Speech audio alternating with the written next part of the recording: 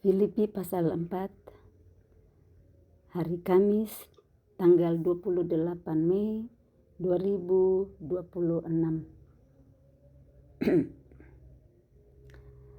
Karena itu, saudara-saudara yang kukasihi dan yang kurindukan, sukacitaku dan mahkotaku, berdirilah juga dengan teguh dalam Tuhan, hai saudara-saudaraku yang kekasih. Filipi pasal 4 ayat 1 ini masih bergabung dengan Filipi pasal 3 perikop yang terakhir, di mana perikop ini adalah nasihat-nasihat kepada jemaat. Jadi Paulus menutup nasihat-nasihat kepada jemaat di Filipi 3 dengan menggabungkan dengan Filipi 4 ayat 1. Jadi dia katakan di sini, karena itu saudara-saudara yang kukasihi. Kenapa karena itu? Dari kalimat-kalimat yang dia tuliskan dari ayat 17 sampai ayat 21 Filipi pasal 3. Saya bacakan ulang supaya kita bisa lebih mengerti. Jadi perikopnya adalah nasihat-nasihat kepada jemaat. Saudara-saudara, ikutilah teladanku dan perhatikanlah mereka yang hidup sama seperti kami yang menjadi teladanmu. Yang kemarin kita sudah baca bersama-sama, Paulus dengan berani dan tidak merasa malu untuk berkata bahwa ikutilah teladanku dan perhatikanlah mereka yang hidup sama seperti kami yang menjadi teladanmu. Paulus berani berkata seperti ini karena dia menghidupi firman. Dan dia mengatakan, ikutilah teladanku bukan untuk mencari nama, bukan untuk sombong, tetapi supaya jemaat di Filipi benar-benar juga bisa hidup sesuai dengan apa yang Tuhan perintahkan. Karena Paulus sejak dia mengenal Kristus, dia terus-menerus berusaha untuk menghidupi segala perintah Tuhan yang dia tahu dan dari yang dia pelajari. Nah, jadi di situ dia katakan, perhatikan juga mereka yang hidupnya sama seperti kami yang menjadi teladanmu. Artinya, jangan perhatikan orang-orang lain juga, jangan pakai teladan orang-orang lain yang hidupnya tidak sama dengan kehidupan yang menjadi teladan dari Rasul Paulus dan Timotius. Tapi dalam hal ini Paulus juga menekankan untuk mengikuti teladannya sama seperti dia meneladani Kristus. Jadi kalau ada teladan kehidupan Paulus yang tidak seperti kehidupan Kristus, nah Paulus bilang jangan teladani di sana. Itu intinya yang dia mau katakan. Nah, karena seperti yang telah kerap kali kukatakan kepadamu dan yang kunyatakan pula sekarang sambil menangis, jadi dia tulis ini suratnya sambil nangis. Dia bilang, kunyatakan pula sekarang sambil menangis. Ini laki-laki loh, laki-laki Paulus, dan dia menangis karena mengasihi jemaat di Filipi. Banyak orang yang hidup sebagai seteru salib Kristus. Jadi dia nangis karena banyak orang yang hidup, bahkan di jemaat Filipi pun pastinya ada yang bukan di jemaat Filipi, di orang-orang di Filipi yang hidup menjadi seteru Kristus. Kesudahan mereka ialah kebinasaan. Nah, Paulus tahu kesudahan orang-orang yang hidup sebagai seteru salib Kristus, artinya tidak mempercayai salib Kristus, tidak mempercayai kematian dan kebangkitan Kristus. Di sini kesudahan mereka ialah kebinasaan. Tuhan mereka ialah perut mereka. Kemuliaan mereka ialah aib mereka. Pikiran mereka semata-mata tertuju kepada perkara duniawi. Jadi yang cuma ngurus perutnya, kemuliaan mereka itu bukan kemuliaan tetapi malah aib.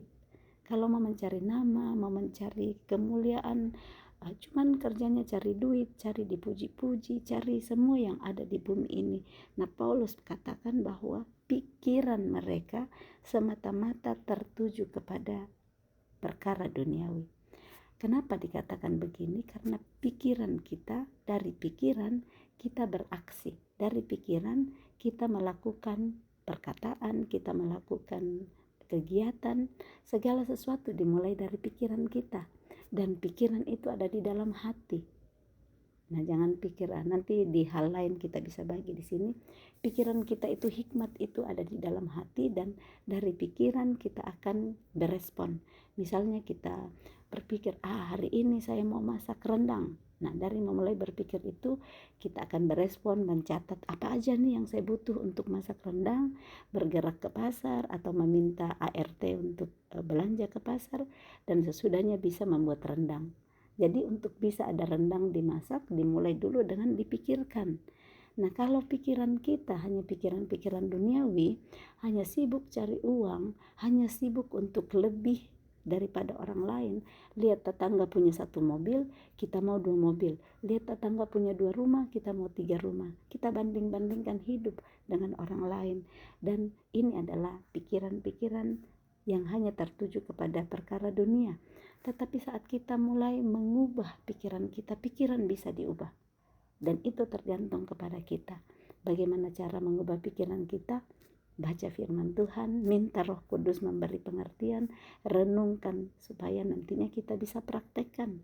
Saat pikiran Kristus sudah memenuhi pikiran kita, maka pikiran kita akan tertuju kepada pikiran yang di atas, perkara-perkara yang di atas.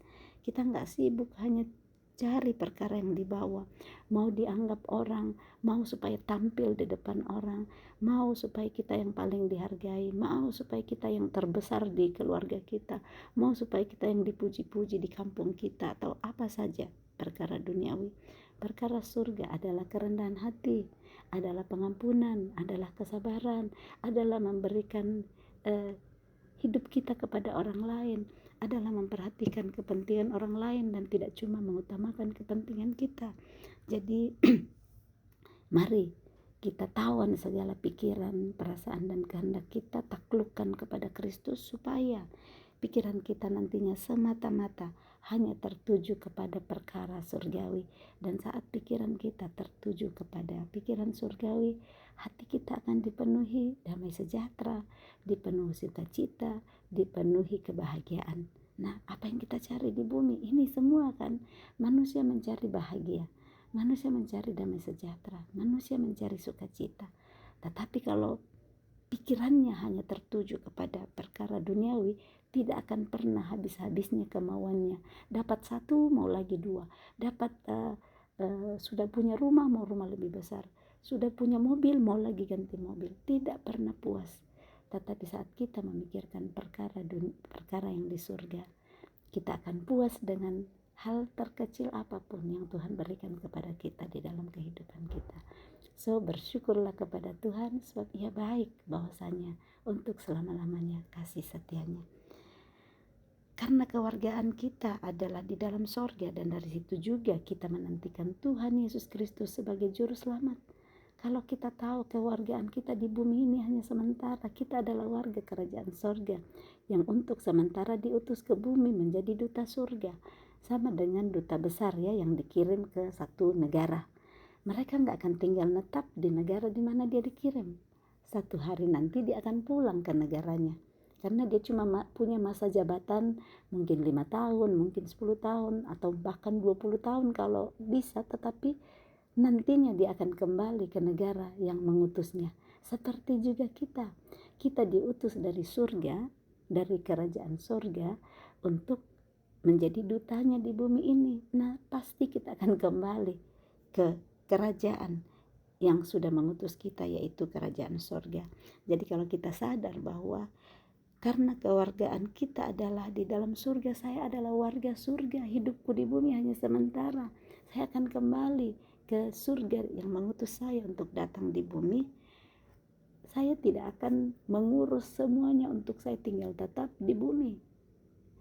Duta besar yang dikirim ke satu negara, pasti dia mempersiapkan untuk dia pulang nantinya ke negara di mana mengutus dia. Jadi seperti ini, mari kita terus menantikan Tuhan Yesus Kristus sebagai juru selamat, karena kita tahu kewargaan kita adalah di dalam sorga, yang akan mengubah tubuh kita yang hina ini sehingga serupa dengan tubuhnya yang mulia menurut kuasanya yang dapat menaklukkan segala sesuatu kepada dirinya.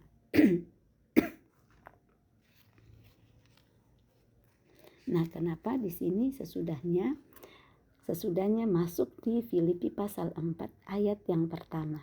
Jadi kita sudah lebih mengerti sekarang dari semua yang Paulus jelaskan tadi itu dari ayat 17 sampai 21 Filipi 3 masuk ditutup dengan Filipi 4 ayat 1.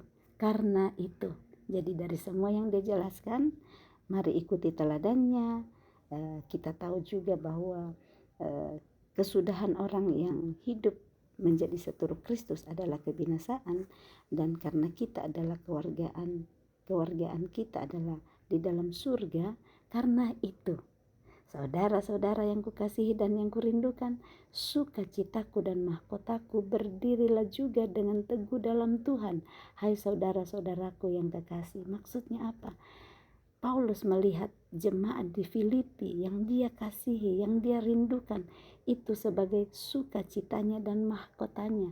Begitu disayangnya jemaat Filipi oleh Paulus, dia sampai katakan, kalian adalah sukacitaku dan mahkotaku, kebanggaanku. Mahkota itu kebanggaannya, itu seperti raja punya mahkota. Nah, seperti itu Paulus melihat jemaat di Filipi. Dia mengajak jemaat di Filipi untuk berdirilah juga dengan teguh dalam Tuhan. Kenapa? Karena dengan ujian-ujian kehidupan kita bisa jatuh, kita bisa nggak teguh berdiri. Tetapi Paulus mengajak jemaat di Filipi untuk berdiri teguh dalam Tuhan. Berdiri teguh dalam Tuhan karena tahu bahwa saya adalah warga kerajaan sorga. Kewargaanku ada di dalam sorga. Kehidupanku di bumi ini hanya sementara saja. Jadi seberat apapun ujian-ujian yang dialami, tetap berdiri teguh di dalam Tuhan. Dia sumber kekuatan kita. Surat yang ditulis Paulus kepada jemaat di Filipi ini juga sampai kepada kita hari ini untuk tetap berdiri dengan teguh dalam Tuhan. Berdiri dengan teguh untuk tidak jatuh karena adanya ujian yang berat, adanya goncangan-goncangan dalam hidup kita. Paulus mengajak kita juga hari ini untuk berdiri dengan teguh dalam Tuhan. Apa yang bisa membuat kita hari ini tidak berdiri teguh?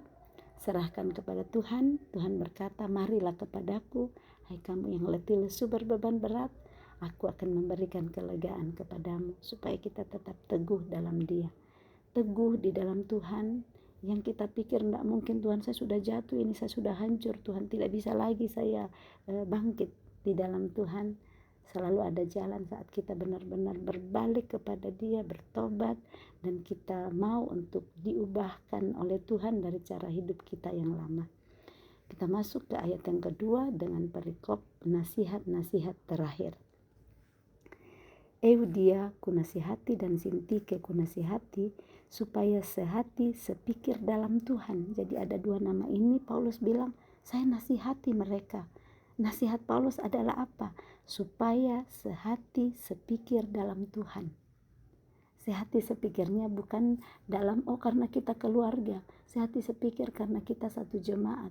Sehati sepikir karena kita satu kampung, tidak. Tetapi Paulus nasihati supaya sehati sepikir dalam Tuhan. Bahkan kuminta kepadamu juga Sunsugos, temanku yang setia, tolonglah mereka, karena mereka telah berjuang dengan aku dalam pekabaran Injil. Jadi Paulus juga minta Sunsugos, itu yang disebut sebagai temannya yang setia. Dia bilang, tolonglah mereka, karena mereka telah berjuang dengan aku dalam pekabaran Injil. Jadi Paulus bilang di sini ada Sunsugos, ya, dia minta kepada Sunsugos supaya dia menolong juga jemaat di Filipi, karena mereka semua berjuang bersama-sama dalam pekabaran Injil.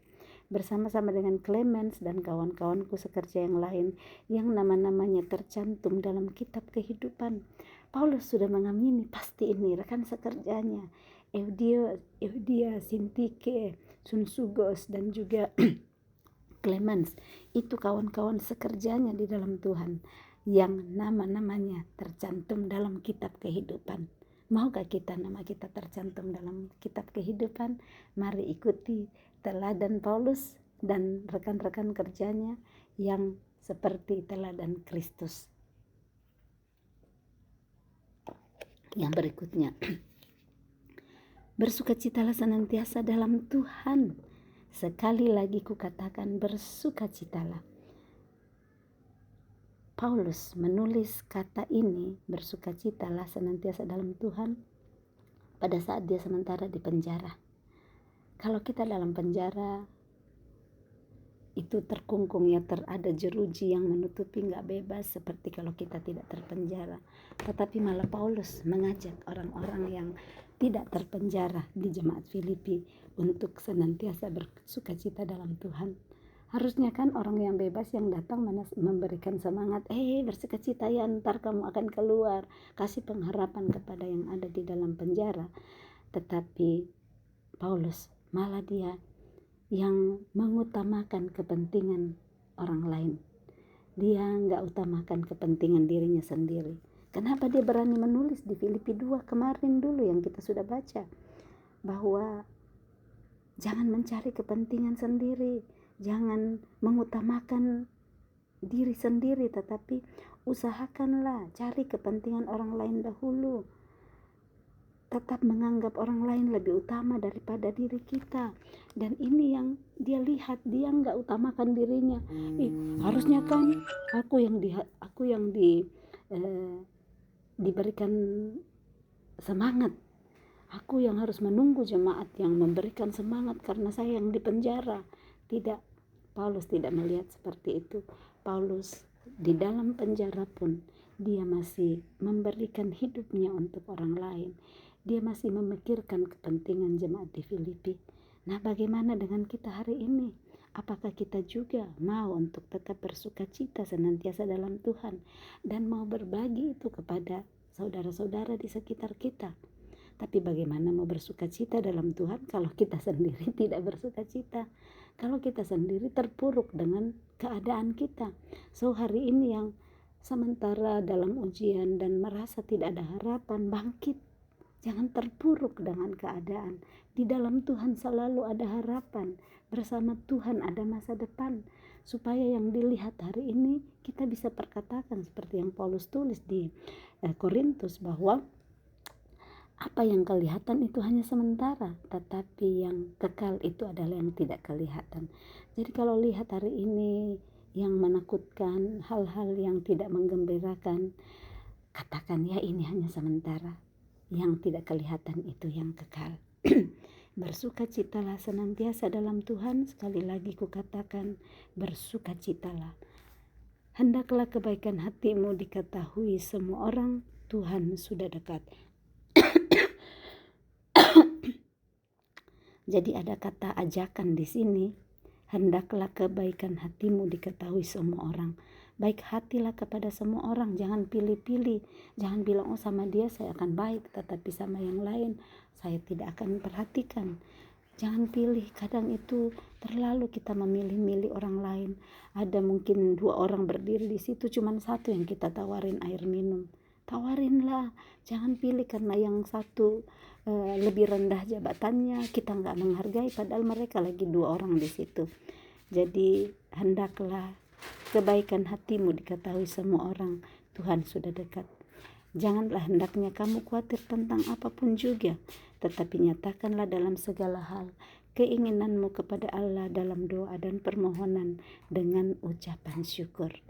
Jadi janganlah hendaknya kamu khawatir tentang apapun juga. Apa yang kita khawatirkan hari ini? Anakkah? Pasangankah? Pekerjaankah? Rekan sepelayanan-kah? Atau masa depan kita? Apa saja dikatakan di sini. Janganlah hendaknya kamu khawatir tentang apapun juga. Hitung itu apa saja yang membuat kita khawatir hari ini. Supaya hari ini kita katakan, saya tidak akan khawatir tentang apapun juga. Karena bersama dengan Tuhan, saya sanggup menghadapi segala perkara. Tetapi nyatakanlah dalam segala hal keinginanmu kepada Allah dalam doa dan permohonan dengan ucapan syukur. Jadi apa keinginan kita, segala keinginan kita, dinyatakan kepada Allah dalam doa dan permohonan dengan ucapan syukur. Bersyukur, Tuhan terima kasih untuk keadaan yang aku hadapi hari ini. Apa maksud-Mu Tuhan aku menghadapi ujian ini? Aku tahu semua yang daripadamu adalah baik, sekalipun sakit untuk dagingku, tetapi aku percaya bahwa Engkau sementara memproses saya menjadi emas. Emas saat diproses itu tidak mudah, dibakar dan dibakar sampai hilang semua kotorannya dan tinggal emas murni. Seperti itulah kita saat diproses oleh Tuhan. Semuanya itu untuk mengeluarkan yang terbaik dari kita, yang murni dari kita. Maka itu kalau ada yang kita khawatirkan, karena kita melihat keadaan yang di depan mata kita sepertinya tidak ada harapan, jangan takut, nyatakanlah dalam segala hal keinginanmu kepada Allah dalam doa dan permohonan dengan ucapan syukur. Ayat 7, damai sejahtera Allah yang melampaui segala akal akan memelihara hati dan pikiranmu dalam Kristus Yesus. Damai sejahtera itu dari Allah, itu melampaui segala akal. Bagaimana? Karena dalam keadaan yang kita tidak bisa damai sejahtera, tetapi saat kita nyatakan dalam segala hal keinginan kita kepada Allah dalam doa dan permohonan dengan ucapan syukur, damai sejahtera itu akan melimpah dalam hati kita, akan memenuhi kita. Dan itu yang dikatakan melampaui segala akal. Gak masuk akal, kok bisa sukacita? Kok bisa damai sejahtera padahal beban berat ada di dalam hidupnya?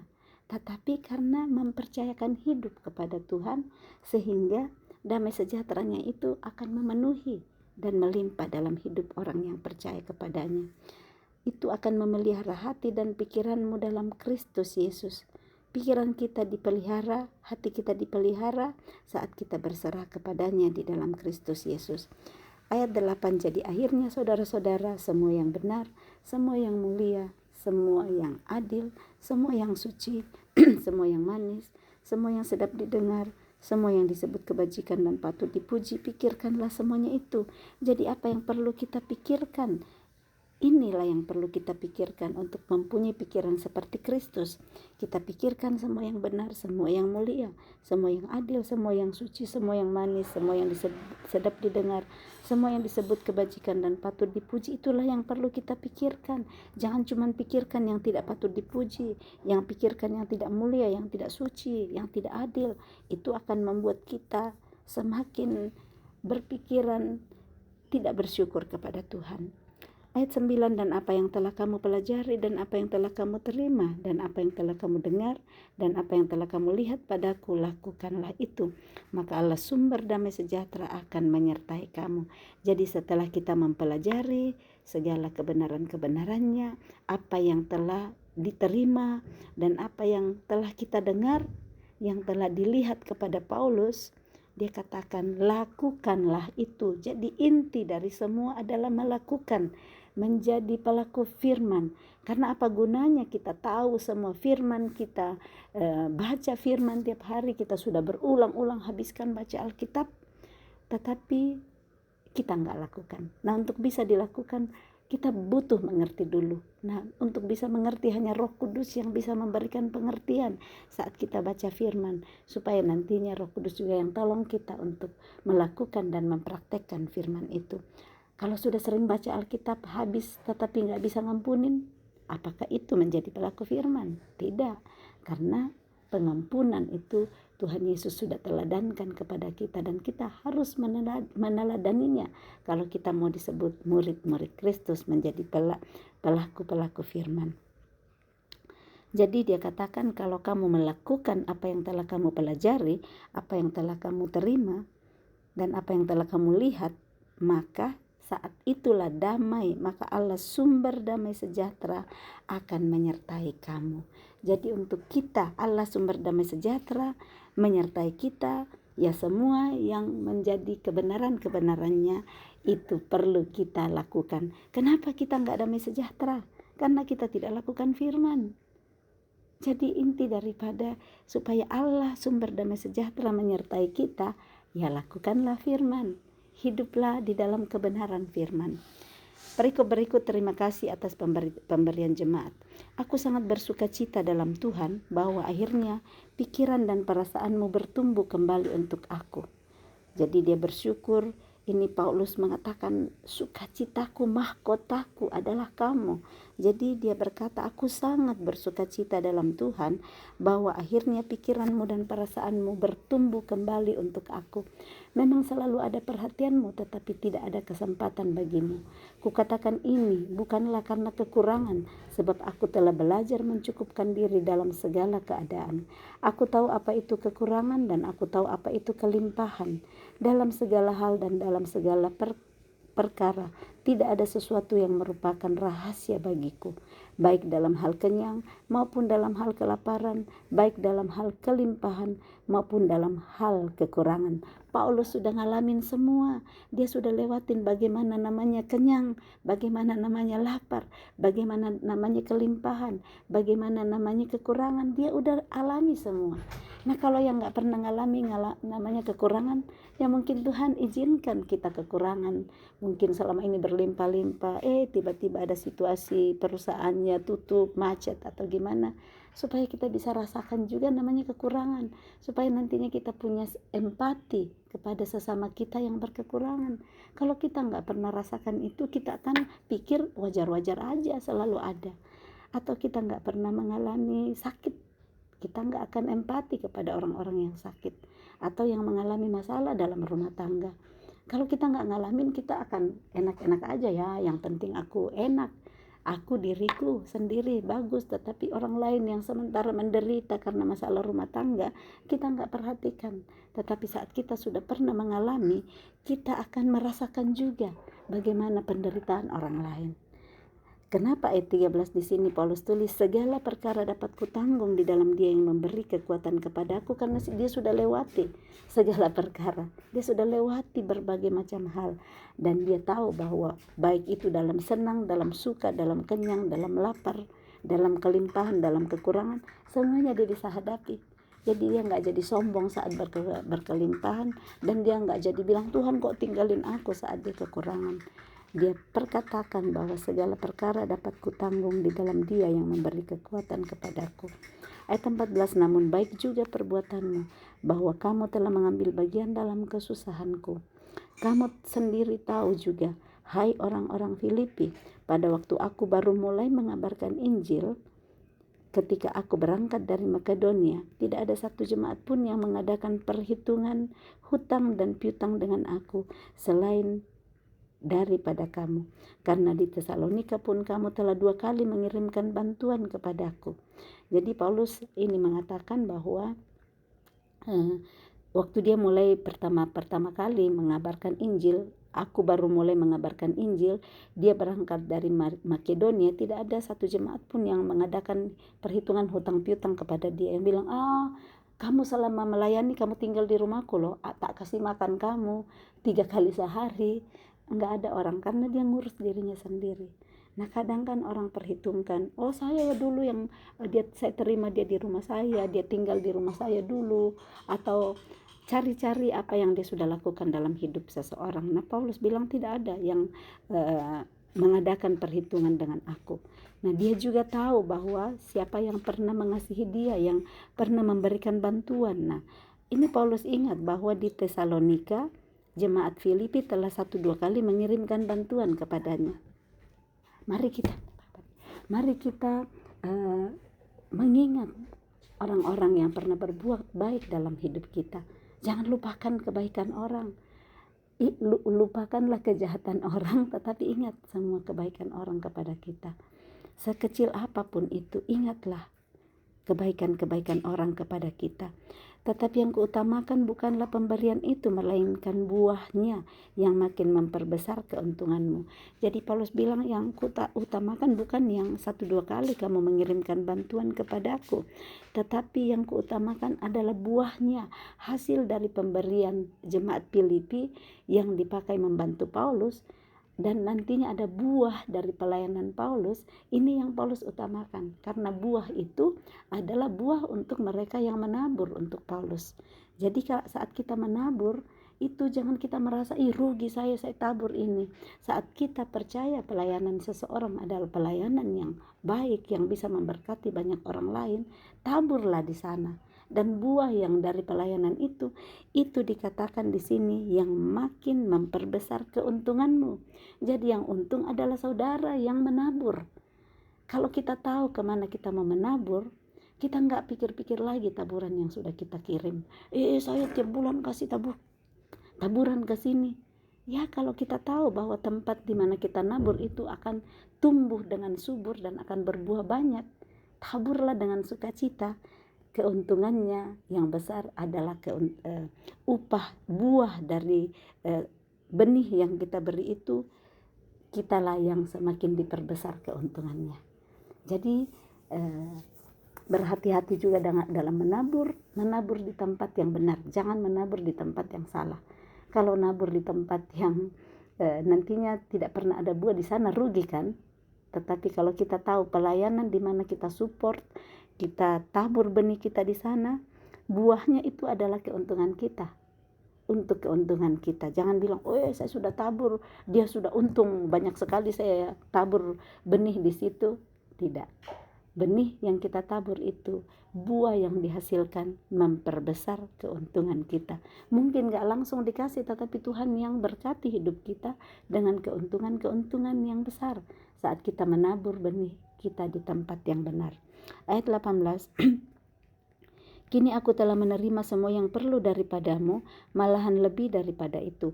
Aku berkelimpahan karena aku telah menerima kirimanmu dari Epafroditus, suatu persembahan yang harum, suatu korban yang disukai dan yang berkenan kepada Allah.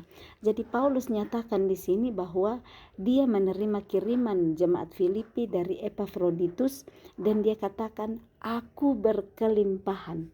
Dia menerima benih dari jemaat di Filipus yang dibawa oleh Epafroditus. Dia katakan itu adalah suatu persembahan yang harum, suatu korban yang disukai dan yang berkenan kepada Allah. Jadi orang Filipi menabur melalui pelayanan Paulus yang dibawakan oleh Epafroditus, dan dikatakan itu adalah suatu korban yang disukai dan yang berkenan kepada Allah. Yang terima adalah Paulus, tetapi yang hatinya berkenan dan yang menyukai itu adalah Allah. Jadi Paulus hanya alat Tuhan, dan pelayanan Paulus itu nantinya adalah untuk kemuliaan Tuhan. Ayat 19, Allahku akan memenuhi segala keperluanmu menurut kekayaan dan kemuliaannya dalam Kristus Yesus. Dimuliakanlah Allah dan Bapa kita selama-lamanya.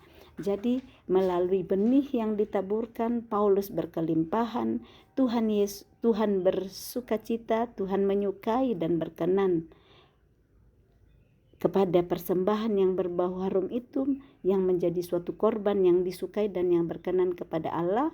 Maka ayat 19, Allahku akan memenuhi segala keperluanmu. Saat kita menabur di tempat yang benar, saat kita menabur benih kita dengan sukacita, dan benih itu tumbuh berbuah yang manis, itu menjadi suatu korban yang disukai dan yang berkenan kepada Allah, maka Allah akan memenuhi segala keperluanmu. Keperluan si penabur. Kalau menabur dengan sukacita, Tuhan yang akan penuhi segala keperluan kita menurut kekayaan dan kemuliaannya dalam Kristus Yesus. Dia punya segala-galanya, dia punya seluruh isi dunia. Jadi jangan takut saat Tuhan mau untuk kita menabur satu benih di satu tempat yang nantinya bisa tumbuh subur dan berbuah, seperti jemaat Filipi menabur di dalam pelayanan Paulus, dan lewat itu Tuhan dimuliakan untuk selama-lamanya. Penutup salam. Ayat 21, sampaikanlah salamku kepada tiap-tiap orang kudus dalam Kristus Yesus. Salam kepadamu dari saudara-saudara yang bersama-sama dengan aku.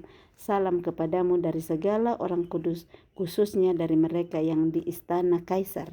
Kasih karunia Tuhan Yesus Kristus menyertai rohmu.